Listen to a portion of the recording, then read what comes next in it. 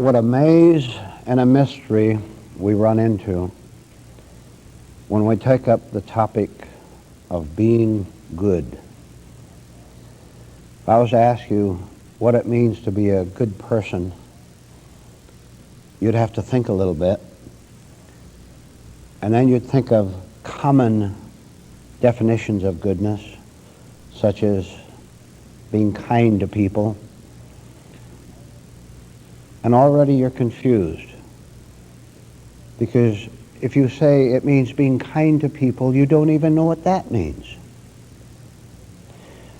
There's probably no subject inside of a human being that causes him or her more grief than the idea of goodness not understood. Now, we can start off by being quite clear that the world knows nothing whatever of the topic. All it knows is the word. And not knowing what real goodness is, it therefore makes full use of the word in an effort to convince themselves that they are able to be what they talk about, which they are not. This is not a good world. It is not a decent world. It is a terrible world because it's inhabited by terrible human beings. And one of the things that these terrible human beings do is to lie about being good. Very, very few people on this planet understand the meaning of goodness. You will understand it only if you go 1,000, 10,000 miles farther than you have now inwardly. You now find ways to relieve your guilt, to relieve your pain in being lost by going around doing good things, even smiling falsely, doing good things in order to work everlastingly to convince yourself that you do know what it means to be a good human being, which you don't, or you wouldn't have to work at it at all. Now, to understand what it really means to be good requires two things. First of all, it requires an individual who wants to understand what it means to be good, which is effortless, by the way, when you do understand. Secondly, it requires that this human being be willing to go all the way in understanding goodness. And as you've heard many times before, the first stage in doing that is to go through your own badness. But that, again, is another story. To understand what it means to be effortlessly good means you have to forevermore and thoroughly drop from your mind that you can ever do good without first being good. The false action of saying that you know what is right for another person must go utterly. You don't know what to do for yourself. All false goodness includes in it a set of plans by which the individual is going to live up to his delusions of being right, no matter who it destroys, no matter who it hurts. I want you to know that the very being, the bad, evil being of human beings, automatically and in its own way, effortlessly, has one objective in life. That objective is to hurt other people as he or she has first hurt himself. You are listening to me tonight, and I know your state. I know that you ache, and I know that you tremble, and I know what you are doing against yourself, every one of you. Therefore, I also know that you are bad, not good. Because, and try to see the simplicity of this rule, what you have first done against yourself, you will secondly do against everyone you meet. Your level is your poison. Well, aren't you weak? Aren't you doubtful? Aren't you uncertain about your life? Of course you are, if you're honest about it. This is what you're giving to other people. I don't care how many churches you go to. I don't care how much money you give to charity, how kindly you are in helping neighbors. All that is a front, and all that is a lie. All that is a terrible thing for you to do. Now, here's the problem. The individual will say, yes, but I've heard all my life that I'm supposed to be good. How do I do it? Wrong question. Always you ask the wrong question because you don't know how to answer right ones. Ask right ones. How do I become an authentically good, decent human being effortlessly as you have described, Mr. Speaker? How do I do it? Wrong question. There's no way your desire to do it can do it. Because in back of that, which you don't see and which you don't want to see, is the wish to be a good person so that you can say you're a good person without really being it. You want to know things that you can do that won't cost you very much, that won't put out much energy, whereby you can deceive yourself into thinking that you're okay and God isn't going to condemn you. And how curious that human beings who are so evil have the nerve to bring the word God into it at all when he has no connection with it at all. So we come back to an individual saying, how can I be good? And if you answer the question from society or from yourself, you will then continue to be a wrecker of yourself and of everyone else. All right, now we go a little deeper. There is no way whatever for any human being to be good. There's no way you can try to be, succeed at being, no way at all, as long as you misunderstand the nature of goodness, the kind of goodness that we're now going to get into, which is goodness with a capital G and which is without you at all. Real goodness has nothing to do with you, and that's what worries you. You're so trapped by false moralities, and you so admire deceptive psychopaths who go around doing good that you want your share of the self-glory, and if it's not going to come from the world, then you can credit yourself with it, and you are a psychopath. I'll repeat the fundamental.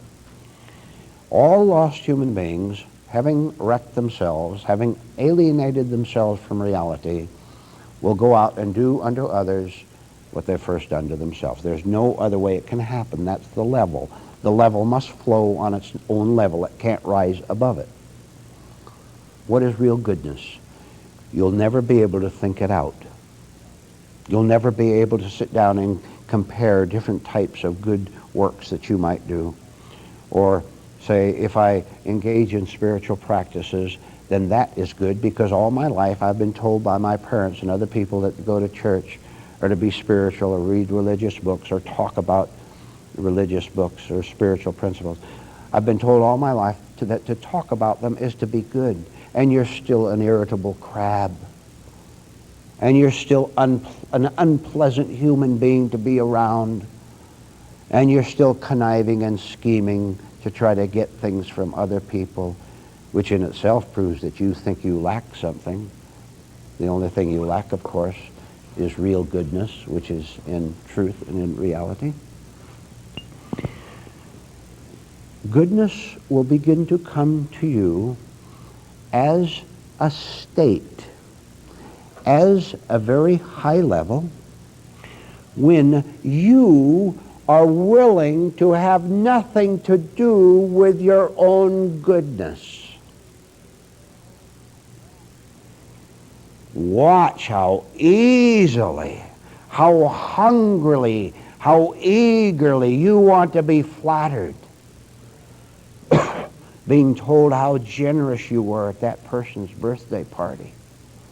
How nice you were to think about them and send them cards, Christmas cards or whatever. Notice how hungry you are for approval, which proves again that there's nothing real in you, or you wouldn't yearn for it after all.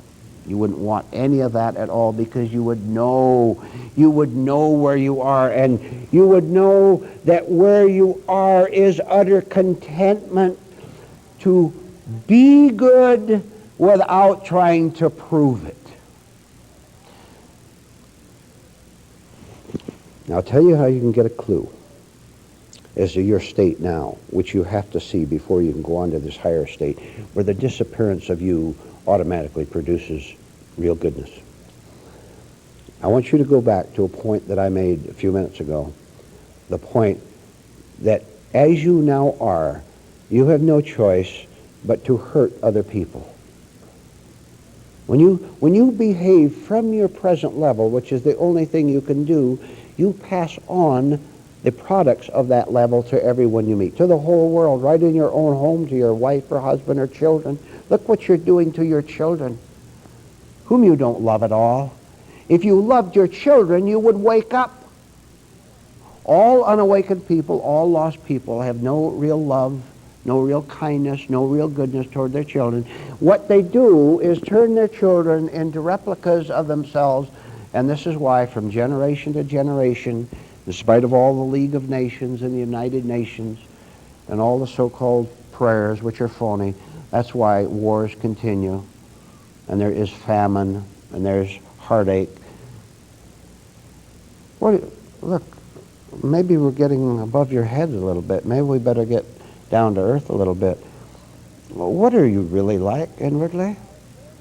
If you are insecure, you are evil. Now get out of that. You won't succeed. And I'll tell you why. Insecurity is desperation, and you know it. You're desperate, every one of you.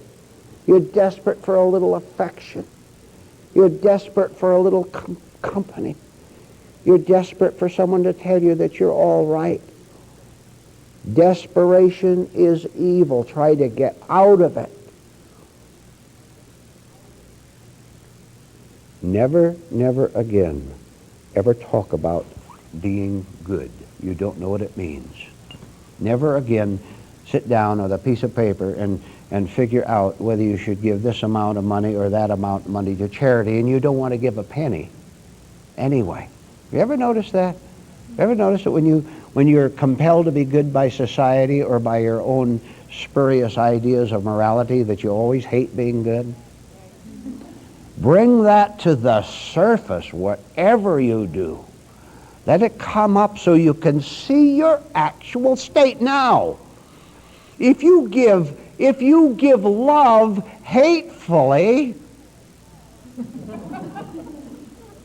see, and you don't see the double states in it, this is what is tearing you apart.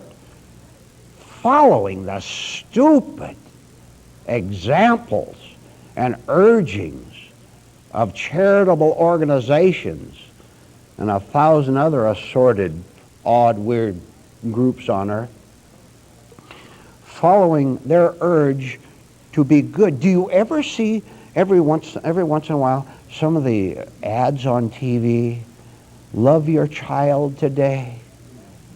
As if human beings are capable of it.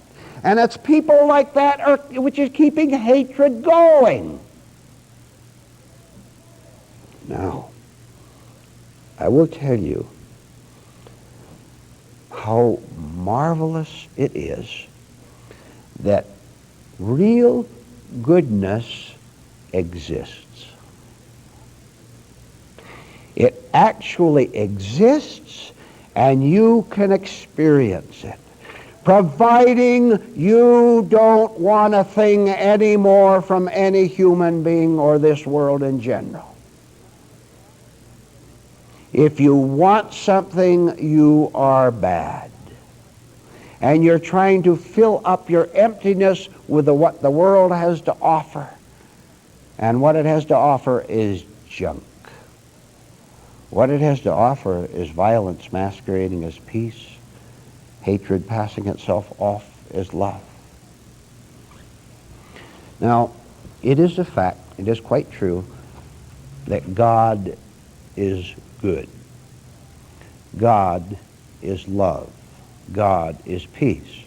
Now, heaven help you and the rest of this world by going around and quoting it. You can do something that's it's hard work, and it's a lot of fun, and it's a great adventure.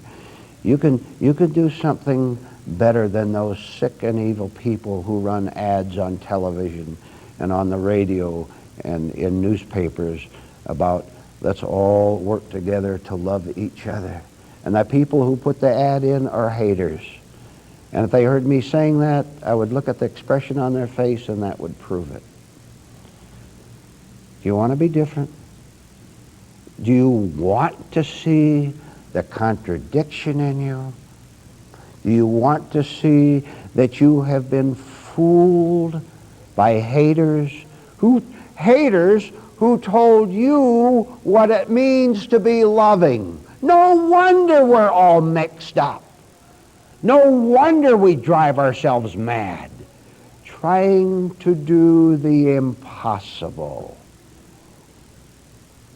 Talking about love has never produced 1 ounce of love since human beings appeared on this earth. You have claimed by coming to these classes that you want to do something different from what your parents did, from what your friends did, and from what you see the world doing. In this case, you will absorb everything you've heard here tonight. In this case, you will yield to the small urge you already have to be free of the agony of any longer living in your kind of goodness. Oh, how you hate being good according to your standards. You don't even know what it is to begin with. And someone comes to you in trouble, someone comes to you wanting a loan, someone comes to you for advice, and you say, well, I'm supposed to be a good neighbor, a good friend, a good relative, a good parent. And you don't know what to do, and not knowing what to do, you always do the wrong thing. Truth will teach you how to do the right thing. And that right thing can start with you stop trying to be good to yourself in the wrong way, which is always bad. One of those being the building of self-images of being good. Look at how guilty you feel when someone comes to you and asks you for help in some way. And it happens to you all in one way or another, your contributions or advice or just a smile sometimes. Watch and see how you feel compelled to do something you really don't want to do and which you really can't do, which is to help anyone else. You can't help anyone. You're too lost yourself. Wouldn't you like to be free of all that? Then yield to the urge which says, I want to understand this inner agony, instead of building it and keeping it going by giving a handout, by taking a trip to help someone else. You be responsible 100% for your own life, and the rocks will fall off your back where you'll never again take the burden that belongs to another human being. You have seen it, thank God. You have seen it. You're free. You're clear in your mind. You know what to do and you know what not to do. See, right now, you're still a pleader. And because you are a pleader to others, you're still a sucker when other people plead to you. If you were really strong and didn't plead to anyone for anything, no one could ever take you again like they do now. You wouldn't give them a penny. You wouldn't give them a smile. You wouldn't travel 3 steps to help them, because you are no longer going to destroy yourself or the world anymore. Those who don't want to be authentically good, you must have absolutely nothing to do. Cut them out tonight and forevermore. Get it through your head what I'm talking about, so that you don't suffer anymore, and so that you don't unconsciously build up a self-image, another wrong self-image, out of that very suffering. Cut the world out of your life. Cut your false attitudes toward yourself out of your life, and you will know exactly what I'm talking about. And you will never, never again be taken by those psychos and those sickies and all those people who have but one objective, which is try to drag you down to their level. And you have fallen for it long enough. Tonight you say no. Absorb and understand. What a beautiful life you'll have forevermore. Welcome to a discussion of facts, of ideas that are vitally important to you as a human being here on earth. Now, isn't that interesting already that we're going to go into some subjects that are of great importance to you? Just consider for a bit the trivialities, the shallowness, the emptiness of the discussions and the activities that we engage in. Things that don't last very long. Things that have a meaning that vanish in a few seconds or a few minutes. Now, just now, we're going to go into things that you can take with you, that if you become very receptive to them, if you take them into your very innermost being, they begin to work for you, to do things for you in a way which perhaps you've never encountered before. You know, over a period of years of living, it is so easy to lose ideas, right ideas of what is important to you, what you really need, what you need that is essential, far more important than making a living here on earth, far more important than getting a few friends or getting a little excitement. Don't you sense deep down inside that just maybe, now come on, just maybe up to this point in your life you have missed something?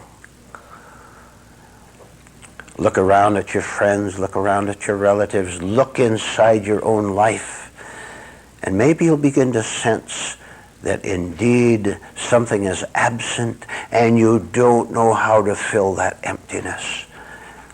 We're going to find out in just the next few minutes.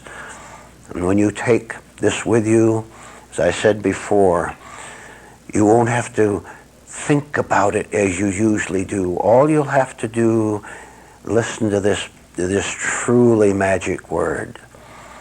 All you'll have to do is welcome what you're going to hear. Welcome it in spite of all opposition from your own mind, which doesn't want to be displaced as the king of your life. Welcome it in spite of all the opposition of your habits, of your preferred ways. You do that, and you will indeed know what true spiritual inner magic is, and you'll possess it yourself. Let's start off by thinking about the word doubt. Wouldn't you say that this is a world in which everyone is swirling around with great self-doubts? And even when they think they've found something solid and certain, it doesn't take very long for the whole thing to collapse, to fall right before them. How many hopes and plans and exciting ideas have you had for your life? You remember what it was? What was it? Marriage, a career, some exciting place you're going to go to, something you were going to do. Well, what is your situation right now as you were listening to me?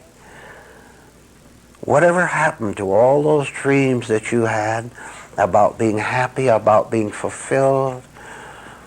You know, at the time, every one of the 1,000 hopes that you had looked like they were pretty solid. Every one of them gone. Now, I want to tell you something very serious. I want to tell you that if you continue to try to find yourself on solid ground with the old methods you have used, you will merely have to repeat in the future what you've had in the past. And I'll let you identify and clearly tell me what your present condition is based on your attempts to find something solid which have failed. Doubts. Wouldn't it be marvelous if there was a way, which there is, for you to get rid of every single doubt you have about yourself, of which you have hundreds and you know it? Wouldn't it be marvelous to find a way to clear out every uncertainty that you have in your life so you'll know what you're doing here on earth? You'll know why you go here and why you go there, because you'll be doing it consciously instead of in a state of psychic sleep, which you are now doing. Doubts. There was once a man who had a bundle of doubts. Am I speaking about you? There was once a man, there was once a woman who had a bundle of doubts, and he didn't know what to do with it. As you don't know what to do with your doubts. You haven't found the answer yet. So the first thing he decided to do with this bundle of doubts was to try to run away from it. So he did what an awful lot of people do, spending a lot of money doing it. He took trips. He traveled all over the world, and he went to the best nightclubs, and he went to the most famous restaurants. And he had what he called a good time. But do you know what happened when he got back to his hotel room? You know what happened. There was the bundle of doubts sitting right on the table there. It'd come back to him. So he tried to do something else. He said, I know what I'll do. I'll take it out in the ocean and tie a weight to it and drop it down the bottom of the ocean. That's what he did. Took a heavy piece of steel, tied a rope to it, tied the other end to his bundle of doubts, took it out in the middle of the Atlantic, dropped it down to the ocean. And then it floated back, came up and floated back to him. See, you listening to this out there in this live audience,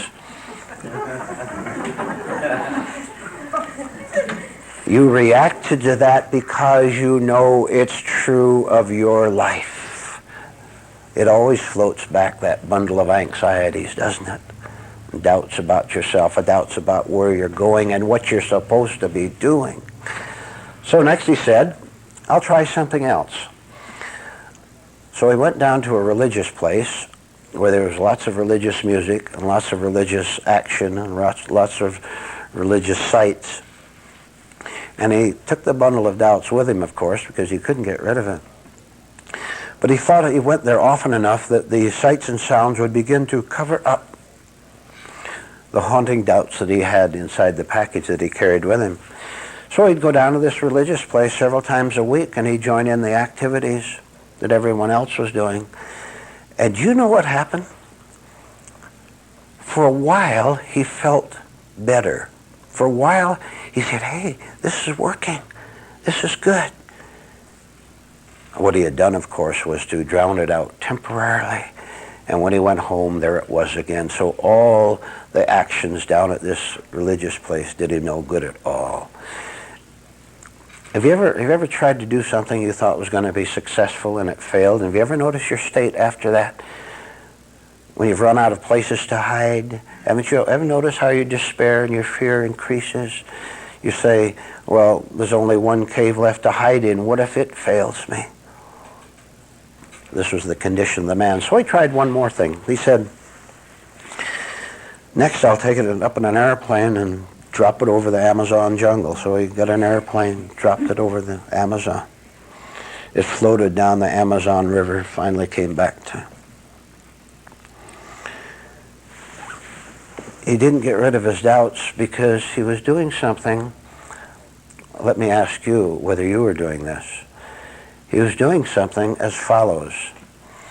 It is called action without intelligence. It is called action without understanding. It is called action for the sake of creating a whir in the mind, a noise, a vibration, so that you don't have to hear, you don't have to see what you don't want to see about yourself. And let me tell you, as if you don't already suspect it, let me tell you that the world is hurtling forward with unintelligent, destructive action for the sake of action alone, and no wonder it is in the condition that it is in. But if you don't want to go along with the world in this destructive race down toward the swamp, if you don't want to do that, I've got some very good news for you. You can begin to slow down the action of your mind and of your feelings and of your total life. You can begin to slow it down so that you can see where you are going wrong. You can see very individually that as an individual, you must begin to go against the way the world works. When you're brought into this world, the world grabs you, it takes you, and does what it wants with you, and you don't know any better. Nobody does. Because the world is so fierce in its action without insight. And everybody, in their shallowness, praises movement. Political, religious, educational, social. In the family, let's do something. Let's go somewhere. Let's act. As if action is salvation, instead it is ruination. Where are you going to find one human being? Where are you going to find one man or woman who will say, just a minute? What are you talking about? Praising physical, mental, emotional movement as if it is a virtue in itself. I'll repeat the question. Where are you going to find someone who will question it? Nobody wants to question it, because if they did, they would have to give up their foolishness. They would have to give up their pretense. And do you believe what I'm going to tell you next? They would have to give up their self-destructive hurtling downhill. The cry, the wail of the human mind is, give me something to do so that I won't have to think intelligently about what I'm doing. Give me something that has a lot of bells to it, a lot of trumpets, a lot of noise, a lot of headlines, a lot of racket. Now let me ask those of you right here now, watching and listening to this. Would you have the courage to begin to slow down your life so that you can begin to question where you're going and what you're doing, so that eventually something would come to you that you could see as clearly as you can see the sky, clearly see that you have been moving along without any thought at all about where you're going? Haven't you noticed that when you go somewhere in this state of unconsciousness that we're talking about, haven't you noticed that you always arrive back at the same psychological place? Do you or do you not want to escape? Now, don't you kid yourself.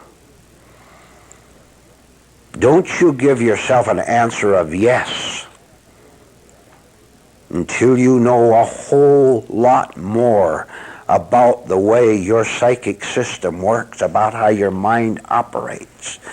Anybody can nod their head and say, yes, I want to change myself. Anyone can say, yes, I want to be a different kind of a human being. Billions of people say it, and they all say the same. Nothing changes inwardly. They're just as unhappy as they were before, just as frustrated, and they're still carrying around that bundle of doubts. Did you carry it with you when you came into this room to hear this talk? You know you did. You listen to me, and you can find out how to get rid of it forever, once and for all, so that you don't go around with the same expression on your face, the same defeat, the same heavy spirit that all your friends and relatives and strangers do. Just watch sometime the faces of people as you pass them on the street. That ought to be very clear evidence to you that most human beings love their defeat. Try to take it away from them. I'll tell you a story about it. There was once an island called Prisoner's Island, and it was a little isolated piece of land way out in the middle of the ocean, much like Devil's Island that you probably read about in history books. And this island called Prisoner's Island was for prisoners who back in the homeland had broken the laws of the land and had been sent there as prisoners. And it was a pretty miserable place, isolated from the rest of the world. The buildings were surrounded, the prison itself was surrounded by a thick forest and nothing but reefs and shores all around it. And several hundred prisoners lived there who had been transported there because of breaking the law. And the warden of the prison was a man who reported regularly to his king back in the homeland. And the king wrote back to him certain instructions for taking care of the prisoners on the island. One day the warden got a letter from the king, and when the warden read it, he was puzzled, delighted, had various numbers of reactions to it. But the letter was quite interesting. So he called all the prisoners together, all 500 or 600 of them, had them stand out in the yard, and he held up the letter and he said, I have a letter here from the king, our king, and I want to summarize it by telling you what it's all about. And so he set the letter down on the table and began to give the facts of what the king had written to him, the warden. And here are the facts. The king said, I'm going to provide, listen to this and apply it to your life. The king said, I'm going to provide a way of escape off of this island back to civilization for anyone who wants it. I'm going to make escape legal. Any one of you prisoners, the warden went on, who wants to escape the island can do so. But you must use your own ingenuity, your own self-resources to do so. If you can break out of your cell, climb over the wall, cut through the jungle, when you get to the edge of the jungle, when you get to the shore, there'll be boats waiting for anyone who reaches that far, and there'll be water, and there'll be food in the boats. All you have to do is get in and sail to the mainland, and you'll be considered free. No one will try to stop you. When the prisoners heard this, they threw their caps up in the air and cheered in great glee over the opportunity they had to escape.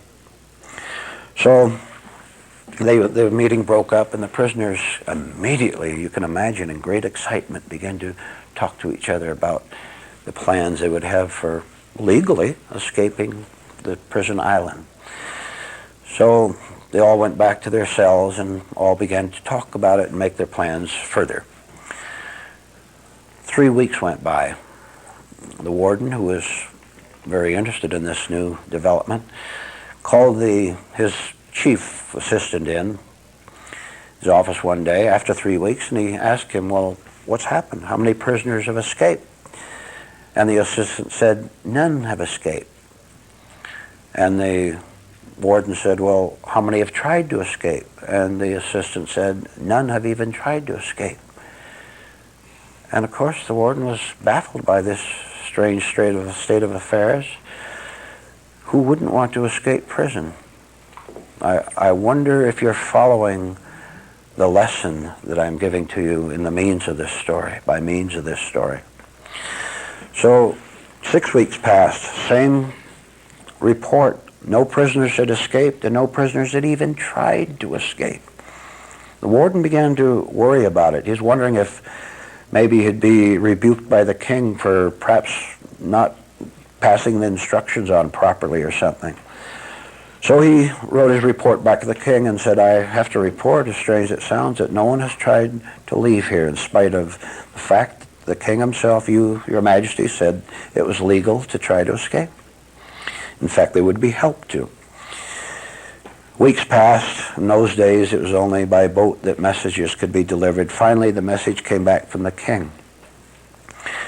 And the warden read it, and he absorbed the following message. The king told him, Warden, I knew what would happen, and what would happen is that nothing would happen. No one would try to escape. You see, I've been king for a long, long, long time, and I know how prisoners behave, but I knew you wouldn't believe me if I told you. So I had to give you the situation and let you see for yourself that they wouldn't make any attempt to get out of their miserable condition. See the parallel? First of all, look at some of them. Human beings are isolated. Aren't you lonely? Of course you are. You're desperately lonely, and you have family, some of you, and you have friends, and you have activities. You have all kinds of things going, and look how lonely you are, how isolated you are in your own prisoner's island. Do you know what those prisoners were doing there instead of making plans to escape and actually making good their escape? Let me tell you about humanity. Because we're talking about spiritual prisoners, prisoners of life, people who are so habituated or so used to living in cells that they don't even want to try to get out of it.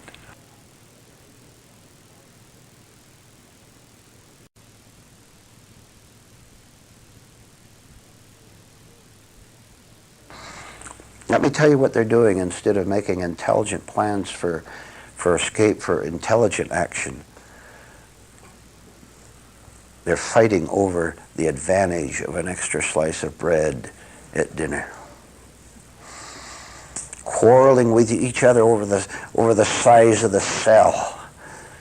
And jealous of another prisoner whose cell is 2 feet larger than their own. Do you understand? The whole world is competitive when it could be getting out of the whole business, of the whole mess. How many people do you know who will make a staunch, steadfast effort, including yourself, to accept the invitation to find the way out? How about yourself? Now look, why do you suppose we're talking about all this? Why are we bringing up such a fact that very few human prisoners in this life, in these cities and towns and countries, why do you suppose we're talking about the fact that very few people want to make the effort to break out and that very few of them ever succeed, breaking out of their old nature? Why do you suppose we're talking about that at all? I'll tell you why. Because bad news for your old nature is good news for your new nature. You see, evasion. Think of the word evasion. Think of how you evade looking at your own conditions to understand clearly and once and for all that there's parts of you that with those prisoners have no intention of trying to find something else. They are perfectly happy in their imprisonment. They were given a chance to find the way out, and I want you to know, watching and listening now, I want you to know that you have been given a chance so far in what you've understood.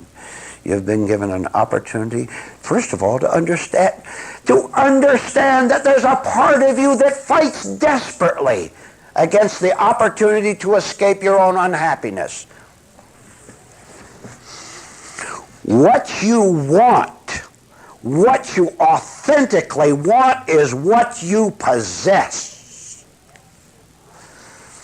If you are loaded with doubts about life, that is what you have preferred. Now look at it. Can't you see the simple logic in that? Anyone who wanted out of that prison on that prisoner's island could have used his intelligence to say, look where I am, squabbling over an extra slice of bread for dinner, when I could be out of here altogether, back on the mainland, back in freedom, living a truly happy life. You start right now investigating your own resistance to the truth that wants to set you free if you will simply accept it. See, it may be news to you that you have to learn how to receive instructions in breaking out. You think you already know. Worse than that. Millions upon millions of human beings on this earth think that they've already escaped, simply because they have religious talk, or because they have lots of money or lots of activities, simply because their mind is crowded with themselves and their own thoughts. Will you start right now to understand that you don't understand? And you don't understand if you're unhappy. Who are you going to hide it from? You can hide it from the world out there. You can't hide it from yourself, can you? You live with yourself. You know exactly what it's like to go home and live with yourself. And it isn't very pleasant, is it? We've got good news here. We've got pleasant news here, which is make up your mind as best you can. You're not expected to do what you can't do. You're expected to do what you can do. And what you can do is listen and learn to the facts. Listen to the facts, to the details, which can get given exactly to you step by step of what you have to do in order to escape your own island of isolation and get back to where you're living a true life, which is also a very happy life. So in other words, we rather talk about how to escape and never make any real plans. Talking about it takes the place of doing it.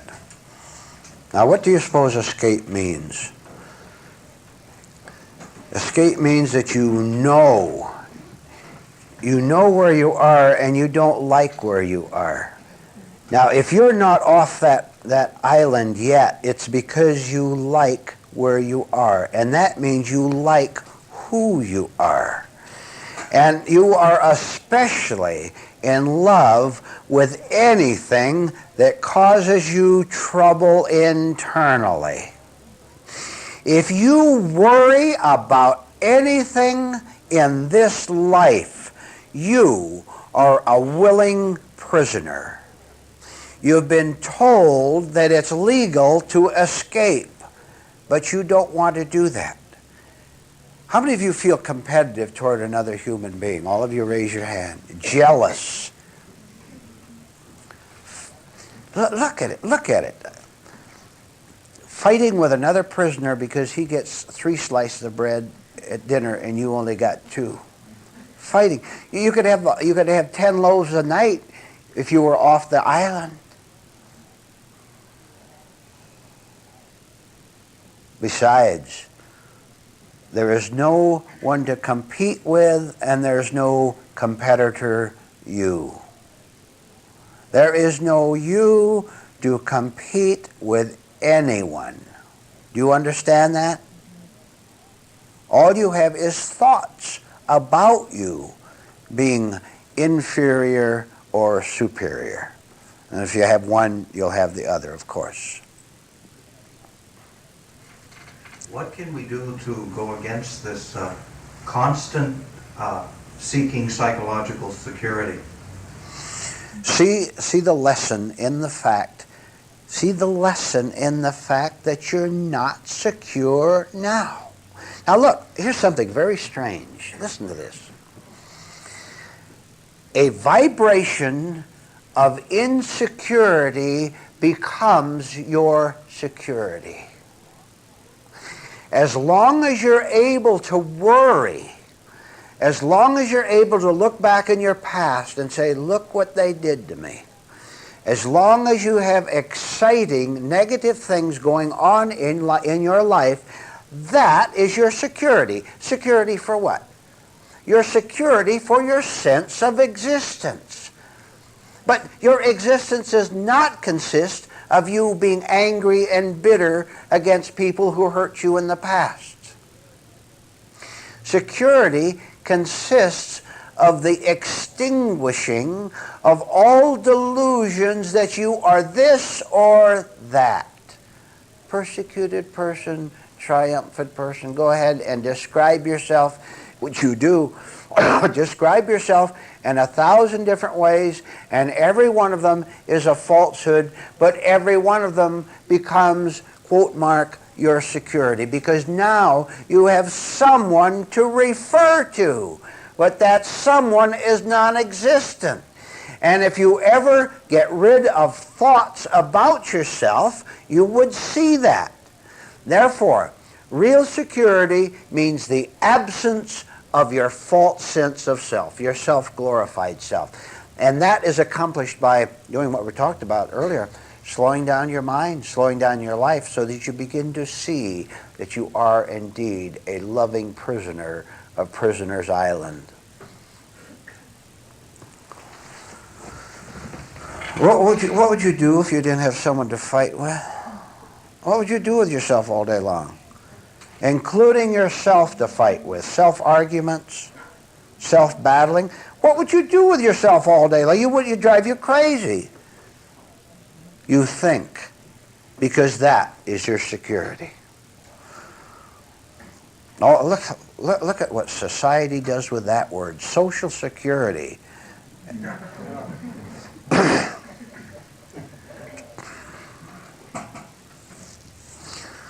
A book was once written something like How to Use Words to Deceive, and you could write 1,000 books on that topic. How to use words to deceive. Do you ever have to handle boredom, and if so, how do you handle it? Boredom? Who are you bored with? Have you ever asked yourself that? Are you bored with you? Shall I say your name and put it on tape so that everybody knows? Now look, here's why you're bored. Because you know in your heart that visiting yourself in any way at all is not profitable, to put it mildly. Right? Aren't you visiting your own wretched little mind every second? And you know from past experiences that it can't do anything but bore you, boredom being really a lack of a real reward. Now here's the problem. But you don't know what a real reward is, and you never will know as long as you cling to the false reward of being bored. I am bored. Thank heaven I am not no one. I'm a bored person. Look at me. Life has nothing interesting for marvelous me to do. I'm so able to go out and conquer the world and nobody will give me a chance. That's why I'm bored. So everything centers around the supposed you. Larry. Why do we so easily forget to remember ourselves? Even though we mentally say, I want to, and we just forget. Well, to begin with, I've told you, when we're born with mechanical parts only. And those mechanical parts, having been in charge of your life for all these 20, 30, 60 years, whatever, having been in charge of you, have the tendency to keep rolling, rolling, rolling, rolling. And you get the smallest bit of wish to wake up for things to be different. At the start, it doesn't stand much of a chance against that truck running downhill. Do you see, therefore, anything more important to you in waking up and escaping Prisoner Island? Do you see anything more important than not even daily, not even hourly, persistent work on yourself, bringing the principles into action? Do you see anything more important than that? Nothing is more important. You have to keep clobbering away at it. Otherwise, it overwhelms you. Most people, as the prisoners on the island, most people have simply given up and abandoned their lives. I told you, I'll tell you about the 50th time, look at their faces, look what they talk about, look at the hostility in their manner, look at how nervous they are, watch their faces, they're going around, they're looking up and down like that. They're never conscious of themselves. They don't know where they are. They can't know where they are. They have chosen lifelessness, calling it life. I wish you could take more so I could give you more. You already clam up when a little bit of truth is given you. And unlike the clam, you're not producing pearls but sand. The chief of police of a small town was consulting with his chief of detectives.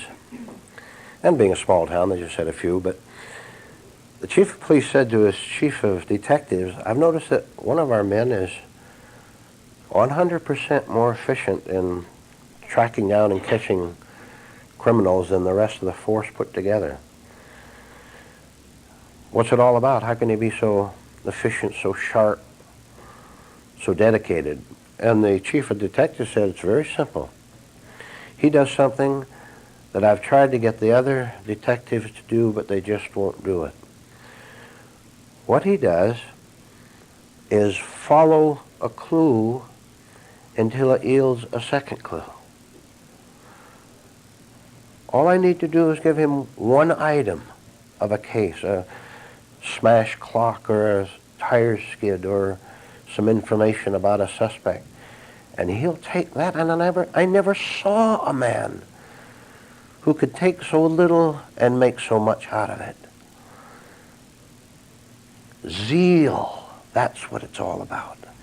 It's the man with zeal who makes the difference. Now, I am quite sure that you are dedicated and that you have zeal, all for the wrong things. Your zeal and dedication is concentrated on keeping yourself the way you are tonight. You spend all your thoughts in familiar territory. Your feelings, your actions, your reactions, they're all very common to you. Haven't you noticed that nothing changes? It's the same, isn't it? Come on. Isn't every day exactly the same? And you know when that little special thrill comes along, the sudden award of some kind or the little vacation or whatever, you know you're going to be right back to where you started from. Now, You have to be a good, alert, dedicated, zealous spiritual detective if you're going to achieve the purpose for which you were put here on earth. You don't know what the purpose is now. None of you know what the purpose of life is.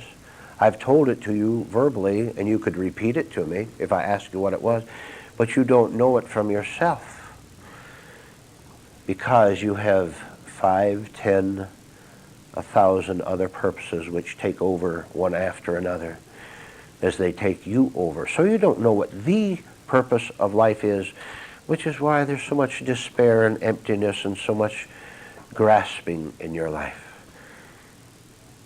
Seeking for small thrills so that you won't have to discover the purpose of life, because that's the last thing you want.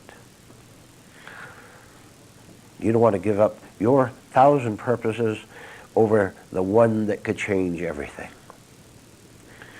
Simply because you don't know any better.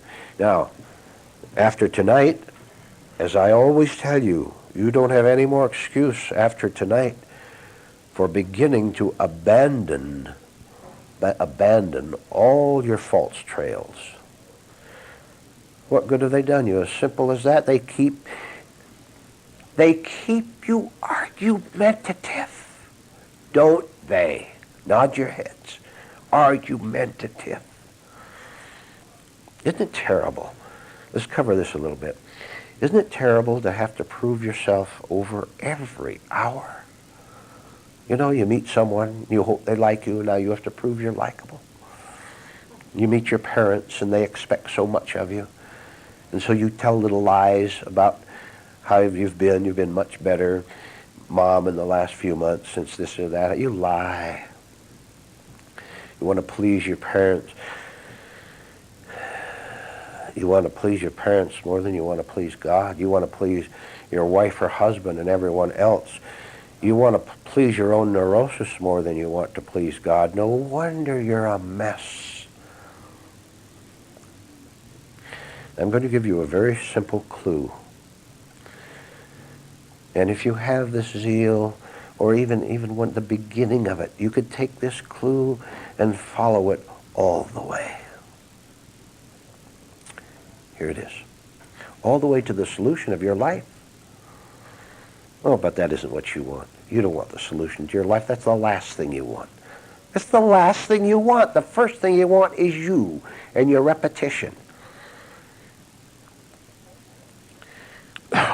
You've fallen in love with your familiar vibrations. Think about that. You have fallen in love with your familiar vibrations. That's your baby food. Little babies have to have their baby food, which is to get irritable when you don't get your way. How many of you were irritable today? How many of you didn't get your way and the world is all wrong? Here's the clue. The problem is within. The answer is above. You say, that's too simple. So's the tire skid that the detective was given. The smashed clock at the scene of the crime. Very simple clues. The problem is within. The answer is above. Start with where the problem is. Remember a few years ago, there was some famous man, you'll recall what I'm going to say, some famous man made a very famous statement. He had a health problem of some kind.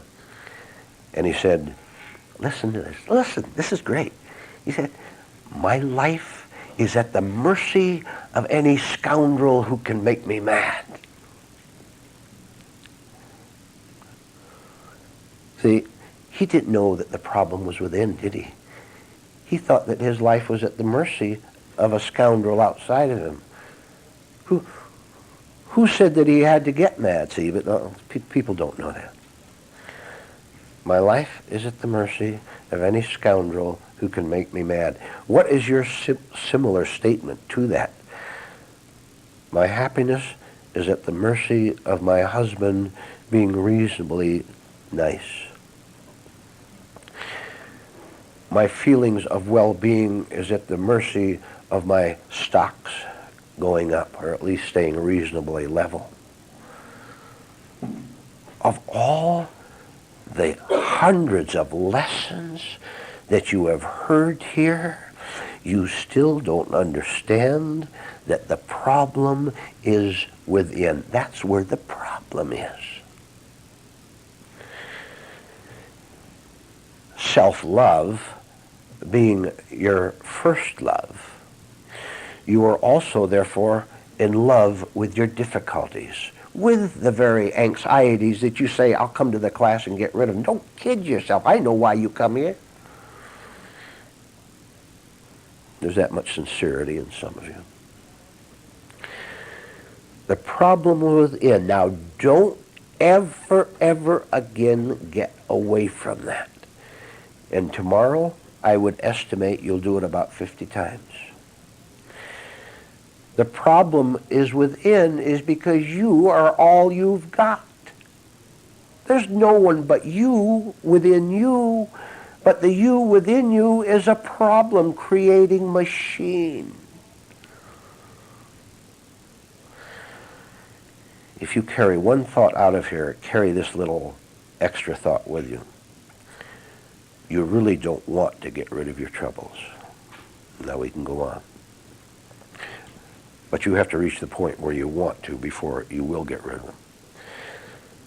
The whole problem within is within. That means that I am the only problem I have. Only me, the way I think, the way I act, the way I lie.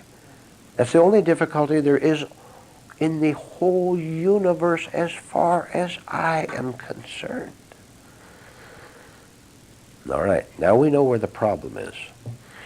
And you want to find the solution, the answer in the same place. How about the clue that you've never done it? You know, I know what you do all day. I know you go around agonizing all day long that you can't get rid of your grief and your heartache and your fears. You go around very sorrowful that you yourself are not your own savior. You look to yourself and you see the problem, and then you look at another problem and say, that problem is going to save me from the first problem. That's called madness. That's called neurosis. Okay, now look where we are. The problem is within and the answer is above. You can do one thing at this point, one true thing for yourself. You can stop trying to solve your problems. If you were to stop solving your problems, you would see to your great astonishment that the machine inside is what caused the problems, which you identified with and called you, and you saw that you, again, were appealing to that machine to supply a solution. And when you got a quick thrill or a quick reward, then you called that a solution. And then the problem came back again. The problem is that you think that you can do something about your problem. Then there's not a thing you can do about it, nothing whatever. Absolutely not, never, never, never can you ever do anything about your problem. Because you are it. If you know that there are no answers inside your present system, no solutions there, what's the only thing left to do? If you really honestly know it, what's the next thing to do? Give up. Give up trying to find the answers inside the trouble manufacturing factory. Oh, let me tell you, you think you've been terrified in your life up till now? You don't know the terrors that it is necessary, good terrors, you'll understand, the terrors necessary for you to go through in order to cease appealing to a wrong self for right answers. To dethrone yourself is the most supremely difficult task that any human being is ever confronted with. In the first place, he doesn't even know what that means, because he is quite sure that he has not enthroned himself as a hero, as a god, as someone superior. Question then, what prevents you from saying, I give up? This is real tricky now. Careful. You know what prevents you from saying it? You're saying it. If you say I give up, you're saying it mechanically. Your intellect is saying it.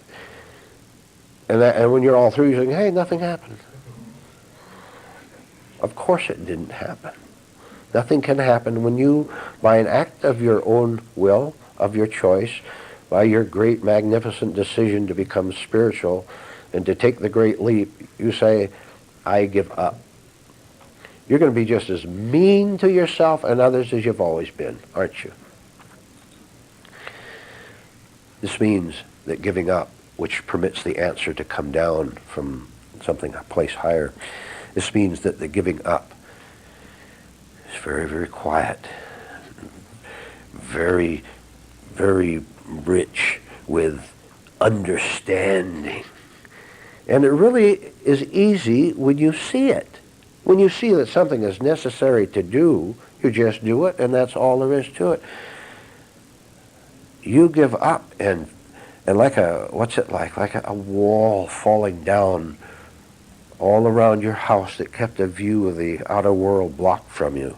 You were a prisoner in your own house, and your insight says, give up. Something higher than you says, give up. So you'd be tricked by yourself for many years, and religious people are deceived in that way, of course. When you see this, then the wall falls down, and you see and understand from your new self what we've talked about, including the fact that for many years you went around thinking that you were spiritual, born again, or whatever, and all the time that was you thinking it. Question again. Why do you run so hard? Why do you run so fast? There was a joke told here in class a while back about the airplane pilot who told the passengers on the plane that he had bad news and good news. And the bad news was that they were lost. And the good news was that they were making good time. You're making pretty good time going nowhere, aren't you?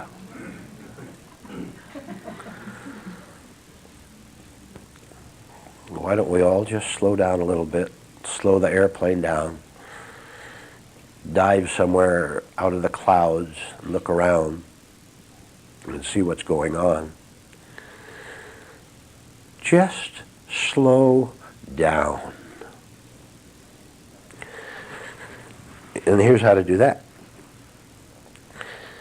How many of you like to do things you don't like to do? Yeah? No, nobody, right? Good question. Huh? I got marvelous news for you. If you're going to achieve any of these authentically valuable goals, you're going to simply have to do what your old nature doesn't want you to do.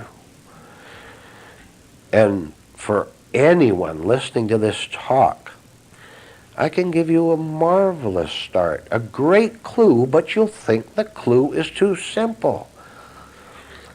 Remember that one detective who solved 100% more cases than the others did? Because he took a clue and he worked with it. You were given so many clues here, and you don't use them. How many of you are shy? You know, it means to be shy, sort of shy. You meet a new person or a new situation, new circumstance, and I'm imitating the expression on faces that I see so often. You know, your jaw drops a little bit, and you look at it,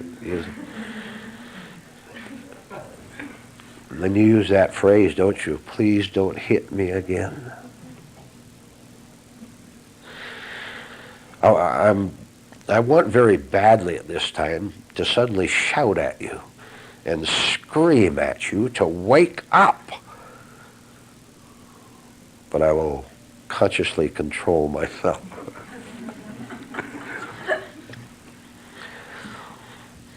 But I'm feeling, nevertheless, the right emotion that I want to transmit to you, which is happening.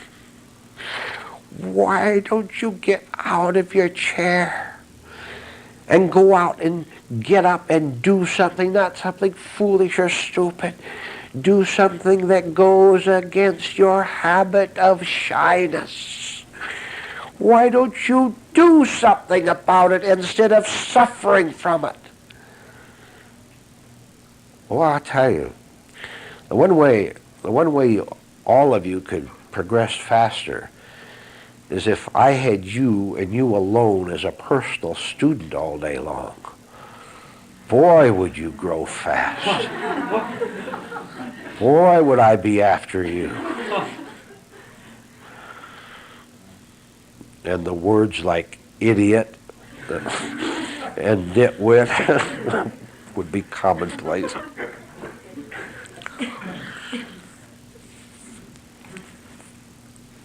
Find some place where you don't want to do something against the octopus that has clutched you, the octopus of habit. Go against it. Go ahead and be uncomfortable. And if I've told you you don't get it at all, I've told you there's one example of shyness alone. Shyness is a wrong state. You have no business being shy. You have no business being afraid. The shyness is, you can name a lot of things included in shyness that are wrong, can't you? Timidity, lack of strength, self-doubt, a whole bunch of things. If you would simply start to go against that shyness, one day you might be extremely fortunate. No way with words I can tell you how lucky you would be. If the person you picked on to go up and talk to was rude at you in return. You come to me and I'll shake your hand in congratulations that you walked into the lion's den. That you see, in order to no longer care about negative consequences from your right act, in order to get to this position, you have to first make the right act. You have to do what you have to do. Now look how simple it is. I said, you have to do what you have to do. Now why don't you do it? See, you're without excuse. You want to get over asking other people how to solve your problems, how to live your life. You know, I'll give you a certain classification of people. They're called the please tell me what to do people. Do you know some please tell me what to do people? Are you living with one? See one in the mirror? Please tell me what to do. Now let me tell you what they are doing. Listen, see how strange. If you don't think we're a bunch of weirdos here on earth, listen to this. A person rejects God, rejects truth, wants nothing to do with reality. He doesn't want anything to do with anything higher than his own low nature. He rejects God. So now do you know what he does next? Everyone he meets, every circumstance, every event he meets becomes his God. Right? Huh? Don't you see people wandering around looking for a smile? That smile becomes their God. Approval from someone, a safe, secure home which doesn't exist. No such thing as a safe, secure home. It's only security inside. All these people running around, wasting their lives asking, what should I do? These are genuine idol worshippers, aren't they? You think they're never going to believe it, the average man or woman, when you tell them that you're nothing but a heathen and an idol worshiper? I'll tell you. Let's see. Does this sound familiar to you? Thou shalt have no other God before me. Oh, that's powerful. It says so much, doesn't it? Thou shalt have no other God before me. Track that down a little bit. Take that as a marvelous clue and a starting place. Thou shalt not worship thine own neurosis as you presently do. Why would we do that? Why would we like to be surly and foolish? Now, it is because we believe that there is a reward in that. See? We believe that it will give us something, and indeed it does. It gives us something, but whatever it gives always is given to the old sick nature, which means we're piling it on fast, piling on more trouble. You have to get all your clues together. Let's say in a mystery case, a detective case, there are 20 clues. And this zealous detective that we talked about, he gets all this 20 clues together: the smashed alarm clock, the tire skid, the piece of clothing, the time of day that happened. He gets all those things together. 20 clues. He sets them out on the table, and here's the clock over here, and here's a piece of clothing left at the scene of the crime. And he's looking it over. This is true. He's looking all over. All of a sudden, he sees where 2 clues connect. He understands. Then, some way, a 3rd clue comes into the picture. You've had little mysteries all day long. A friend was supposed to meet you somewhere and he didn't, and you wondered about 10 different things. All of a sudden, when he arrived, everything was answered, wasn't it? Right? Same with the detective case. All the clues come together. Look, if you'll take one clue and work thoroughly, solidly with that, as if you really want to change yourself, it would lead to another clue, another, and all connections would be made. And we've made connections between all 20 clues. You'll be what is known as an awakened human being. You don't know what that means now, because a sleeping mind, which you presently have, can have no comprehension about it. It can imagine it, it can claim it, but then it gets mad over the slightest thing, and an awakened man does not get angry. He can be very fierce, but not angry, which is a different thing. Let me tell you, whether you know it or not, that there is a 1,000 times higher life. A life in which you can look out and you see things you want. We never say there's anything wrong with desire. We say you can look out, and the same time you look out, you're putting your attention inwardly, so you know whether that is spiritually legitimate for you to have or not. And what is illegitimate for you to have is anything that adds to your I-ness. I, the letter I, for those of you who are new. To yourself. All that is always illegitimate because it's foolish and it's delusion. You can never add anything to yourself. Remember the illustration? Imagine nobody standing here, if you can do that. Nobody is standing here, and you take a coat and try to put that coat on nobody standing here. You are trying to put virtues, the virtue of love, on top of an invisible, non-existent self. Impossible. The coat will fall to the ground if you try to put it on someone who's not standing there. You say, I am loving. That's a coat you've put on. It flaps. You don't even believe it in yourself. You have to fight to believe in it, and you'll never succeed. You're going downhill by lying to yourself. Let's see how well you can take this leap, very high leap, over the high jump bar set at 10 feet. Something that you do not presently know and understand can take over your life and bring rightness in it, bring trueness in it, bring an effortless spirit into it. Something you do not presently understand can come in. Are you willing to put an end to your phony self so that that can happen? If you lose your life, you'll find it, and no other way. If you want eternal life, you can't have time life. One or the other. Make up your mind. And you let go of time life by understanding the falseness of it, that it's still a state of undevelopment which is gradually bringing you down. Now, one final word. When you hear all these facts that we've talked about,